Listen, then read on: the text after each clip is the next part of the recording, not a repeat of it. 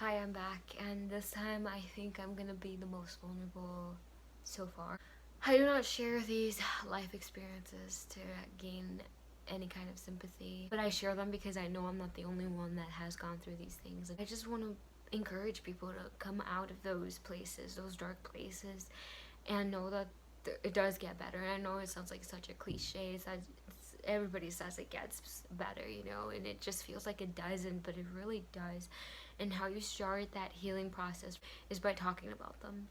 For the longest, I've kept it a secret from those close to me that needed to know, and that's why I felt so trapped so many times, because there was like something in me that I always wanted to share, but another part of me just wanted to keep it on the low. But I've learned that that was just drowning me. Well, with that said, when I was around 6 years old, I was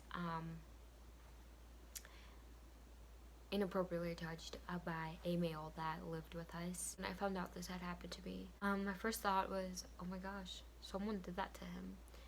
He did that to me because someone did that to him. And that's not justifying it at all, but that was me putting myself in his shoes. Not justifying it at all, trust me, but understanding it.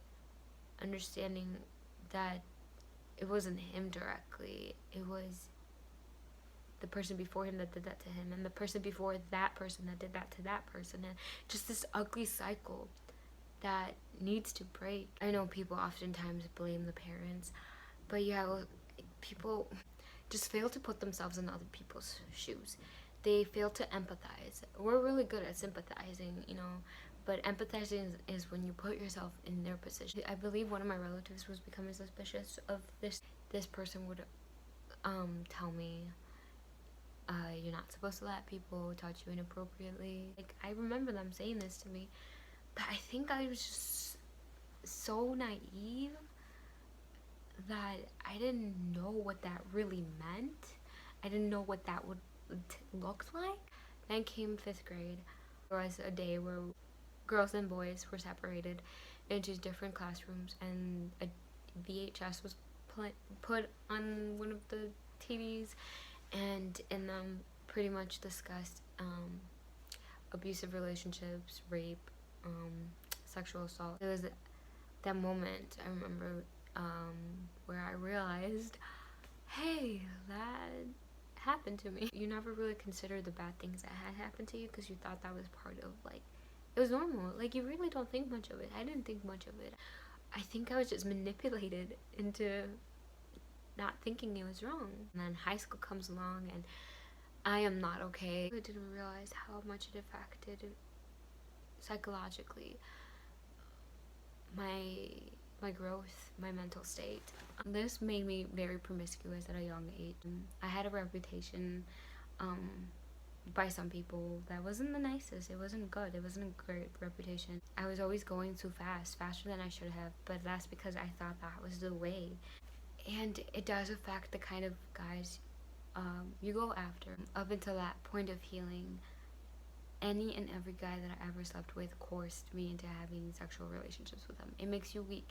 If you don't heal this trauma of yours with child molestation, being molested, being sexually assaulted, you are just going to continue cycles. They might not reach those extremes. They might reach higher extremes. Like, you need to get to the root of this hurt, this pain, this damage in you ASAP, as soon as you realize it's there, because it'll just lead into this whole like pattern and life cycle of you finding the same man, same demon in a different body. I realized that a lot of my self-image issues come from that situation. A lot of my views on men come from that situation. A lot of my hurt came from that situation. So much negativity came from that situation. But it wasn't until I started talking about it that I could actually heal. After I finally told my both parents, I felt more relieved. I didn't feel like I was holding a secret anymore. I felt kind of free. Like, I didn't feel chained up to a secret, and it felt nice. How I was encouraged to finally talk about it. In school, we had this thing where a random group was picked and put together, and you were kind of encouraged to talk about your biggest, darkest secret.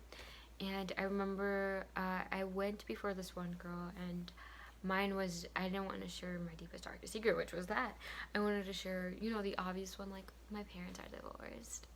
But then this girl started sharing her story.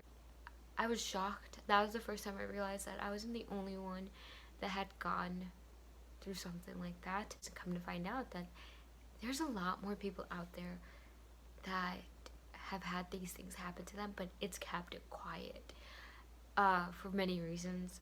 And you just see their behavior. And I'm talking from my experience too.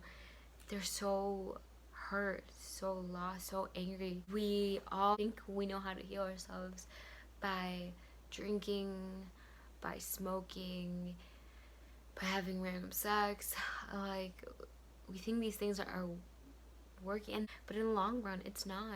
It's just making you codependent off of a substance. Just boundaries, those are important. Boundaries when it comes to who gets to visit your house. Boundaries on what houses your children get to enter, because you trust that person in that house enough to invite the right people into their households. I do want to make this a point. Pedophiles will exist long after we are gone, unfortunately. Bad things are still going to happen long after we're gone. There's no way we will ever cease all bad things. But what we can do is prevent them from happening. You should know who's coming and going from your house. You should know what kind of neighbors you have and what kind of people they surround themselves with. Not being nosy. There's a difference. Because you got to protect those around you and you got to protect your household. And like it or not, your neighbor is part of your community. If you want your children to be safe, you got to make sure that street of yours is on the right path. And that's where we failed a lot. Going after the pedophiles that are already registered isn't going to do anything. It's those pedophiles that hide behind, we say, wolves in sheep's clothing. You know, when it comes to a dating aspect, you know, those friends of yours that ask little girls if they're 18 yet. Even a woman asking a young boy, you know. There's a lot of things we need to stop normalizing that aren't helping. It might be hard to acknowledge how much incidents like this affect you, especially if you feel like, well, it wasn't as serious as that person, or it isn't as serious as rape. It doesn't mean it's not as impactful, it's not as hurtful, it's not as damaging. It makes you promiscuous, it makes you want to hate yourself, it makes you depressed. And maybe it wasn't that incident directly, but it definitely had an effect on your maturity, on how you see the world, on how you love, on how you hate. All we can really do, have boundaries by communicating with one another, having connections with each other, making a list overall, especially if you have children or plan on having children at one point. Like, what are your rules? Like, where do you cross the line? Where are those boundaries?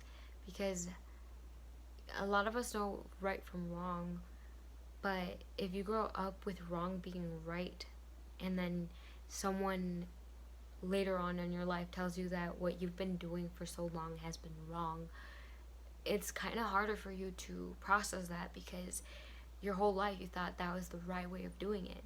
So I guess in a way, this is me right now telling you that it's time to normalize things that might seem old school, and time to unnormalize or denormalize things that are going on in our today world where it's a little weird. It's a mess, a whole cycle, a whole chain that affects that affects that affects that affects that. And this isn't me trying to call out anybody or saying that all these people are bad and blah blah blah, those around me were bad. No. It's me speaking about something that I had to go through, that I have grown from, matured from, healed from, and is me telling you we can do better. We need to fix this, because it is clearly a problem. It is a huge issue, and I'm glad elites are being exposed right now for that kind of perversion. But listen, that's a whole other kind of world up there. I want to fix what's going on in our world, in our community, because we need help too.